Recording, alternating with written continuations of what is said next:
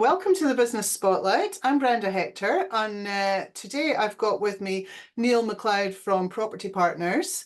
Welcome, Neil. Thanks for joining me. No problem, Brenda. Thanks for inviting me along. So, yeah, you've been in business for a few years. You've had a bit of a journey with what you do. So, tell us first off. Tell us about Property Partners and what you're doing now. So what we're doing now, well, where I'm sitting today, I'm sitting in our serviced office accommodation in Banff, Langsden. So we provide business space for other businesses or startups. But along that, we run our construction company from there. So that's the main focus, is delivering construction projects for clients where we are looking to kind of take on the whole project for them. So take away all the hassle for the client to deliver the project from start to completion. Fantastic. And how did you tell us the journey of how you got to be running Property Partners? Well, back in what must have been 2010 to 12, I was working kind of as a project manager in construction side. I also had my own rental property in Inverness that I was managing myself after some issues, and then I got the opportunity, or was asked, if I would renovate a property for someone in Aberdeen through my work. So I did that, and then they said, "Oh, could you manage this for us?" And I was like, "Well, hang on, that's a bit different to looking after my own one." So I looked into what qualifications you needed long before letting agents had to be qualified. Did that, set up the company, and started to manage properties alongside my day job. Got into double figures, and that ticked along quite nicely. And I added to that on the energy assessment side, so producing the EPCs for properties. Because of my construction kind of background, I was getting people out to do it and thinking, hang on, I could do this just as quick or easier, or had more knowledge about it than the people who were physically doing it. So I qualified to do that as well, and was doing the two of those things alongside my day job until 2017. So that sounds like quite an onerous side hustle. Wasn't too bad, because it wasn't not too many. I was talking about, like, it was in the teens, the properties I was managing, and it was more word of mouth from friends and family. I wasn't actively promoting it. Likewise, the EPCs, that was through the work we were doing, or you're on the register there, so people might look up, you need an EPC, and phone you up for that EPC. But you could plan that in with what you were doing quite easily. So I tended to do those in an evening or a weekend. And the management side, as long as you're proactive, wasn't too bad. So then you decided to go all in. Yeah, so at that point there was lots of legislation coming on that side, so we were still basically doing residential letting, the energy performance side, and I was also still doing a bit of architectural drawings. So I was working with a couple of steel contractors who were putting up steel sheds for farmers, etc. So I was doing their planning and building warrant drawings. So the business allowed me to do all these things legitimately. And then I just looked at it and thought, right, it's at a scale now where I either need to go and do that, or kind of stop doing it and concentrate on my own career as an employee. And I'd also just finished a large project for my employer at that time, where I was basically running the project for a year on site. And then when I went back to the other projects, I thought, no, I'm going to go and give this a go and see how we get on. And I can always, return to doing that kind of work if I need to.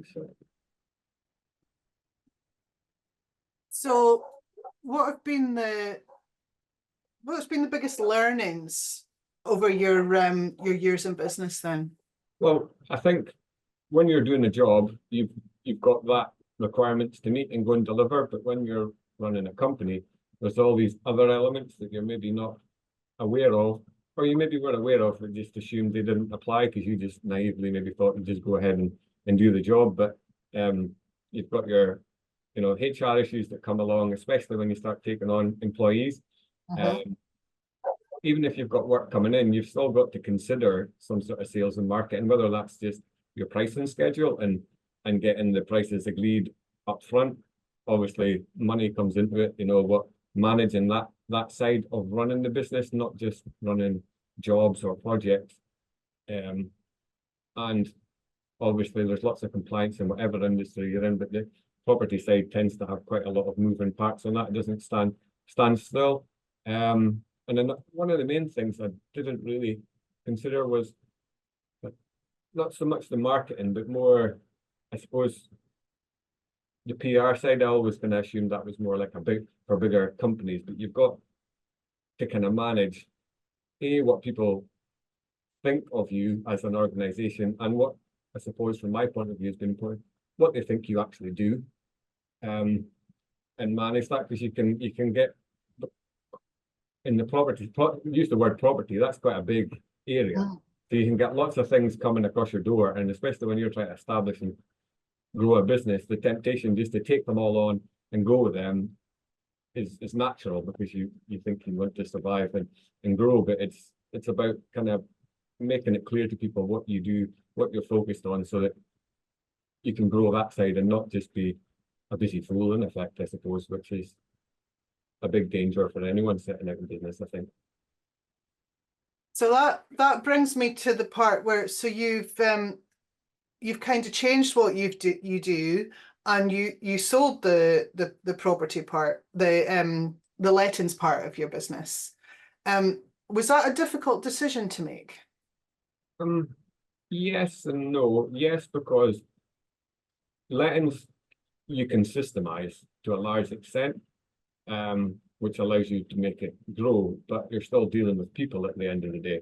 So what I was finding was I was getting pulled between that and the project construction side, which is what I had more passion and interest in.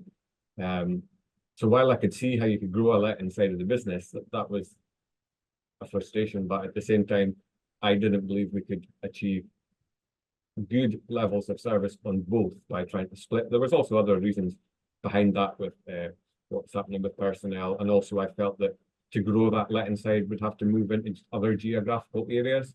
One of the key drivers for me to set up my own business was that I wasn't traveling Aberdeen every day.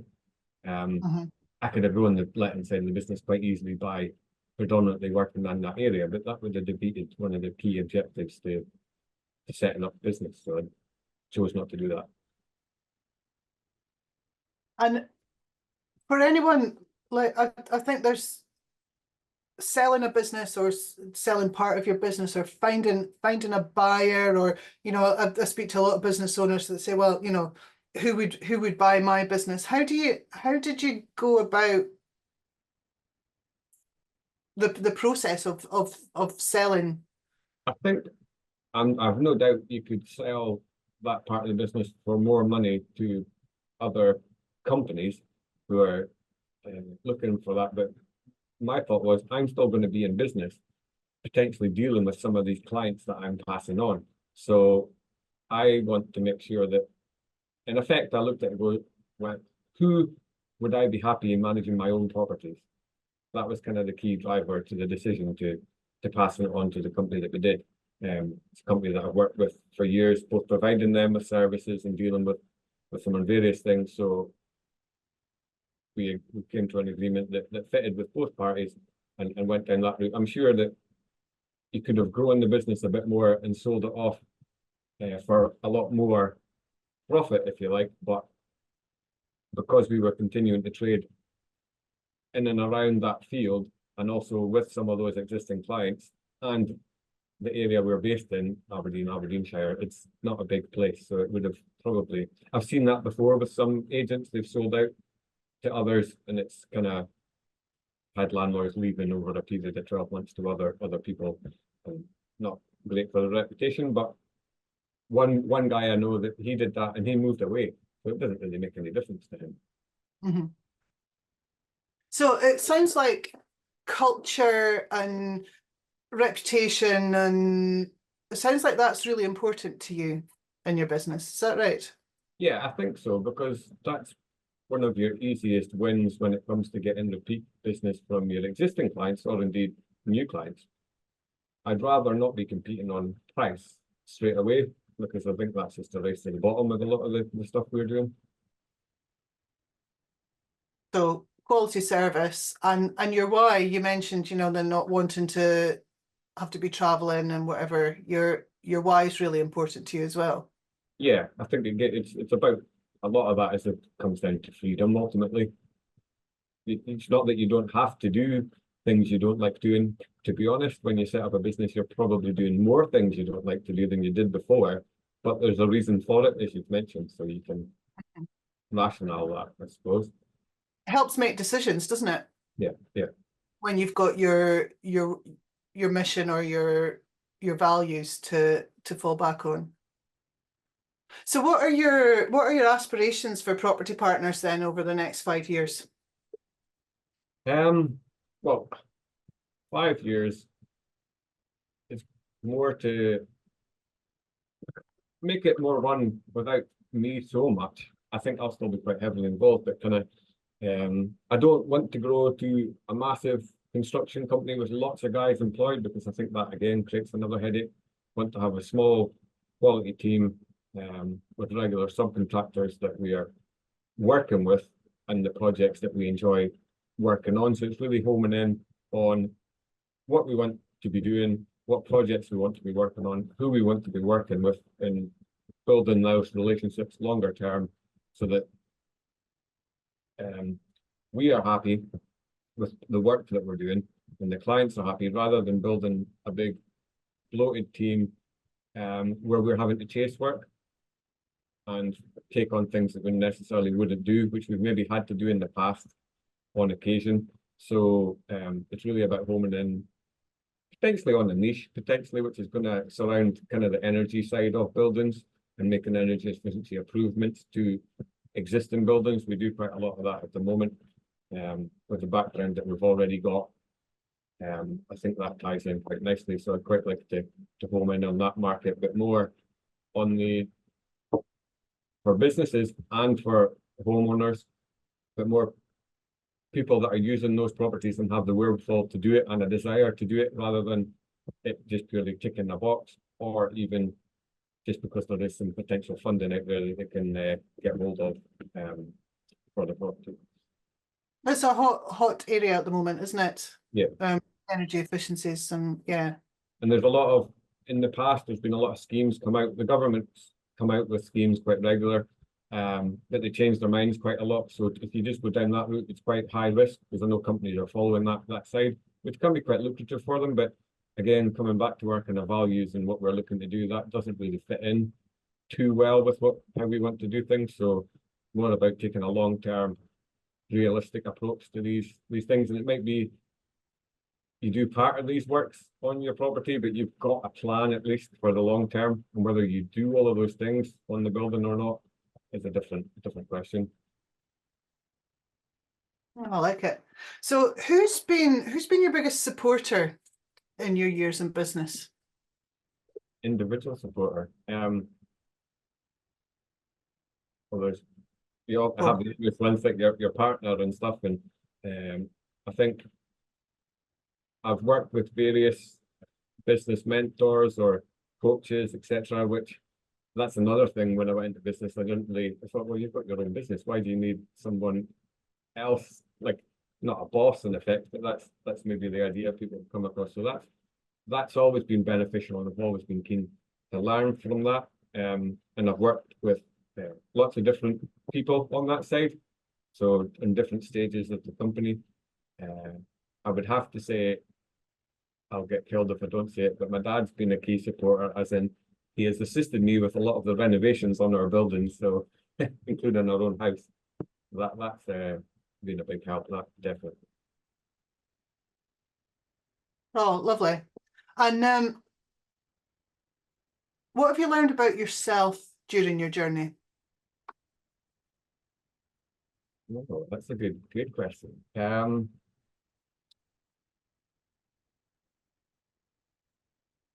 It shows you how resilient you can be, because you have no choice. Quite often you wake up in the morning or go to bed at night with an issue that you have no clue how you are going to resolve. But the alternative is you ignore it and everything falls apart and you fail. So you've got to get up and just have a go, which might mean making phone calls that you're really uncomfortable with making, or asking questions, or going to look at things or visit places that you really would rather do anything but those things. But the alternative is you fail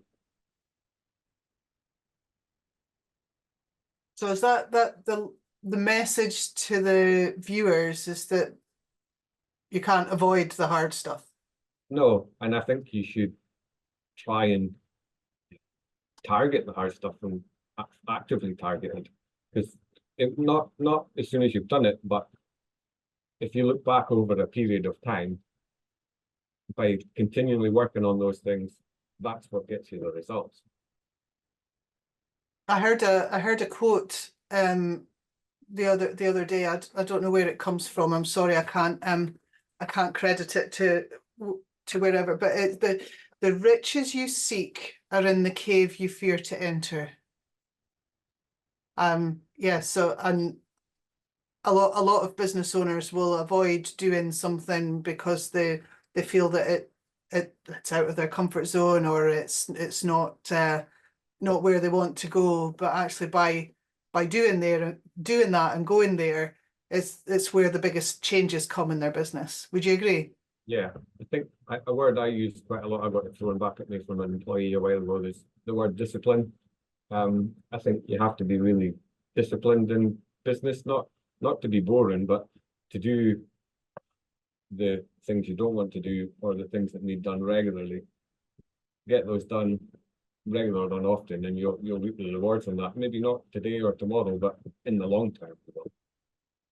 So it's self-discipline rather than discipline of your staff or team. Is that what you mean? Yes. Yeah. And that comes from within.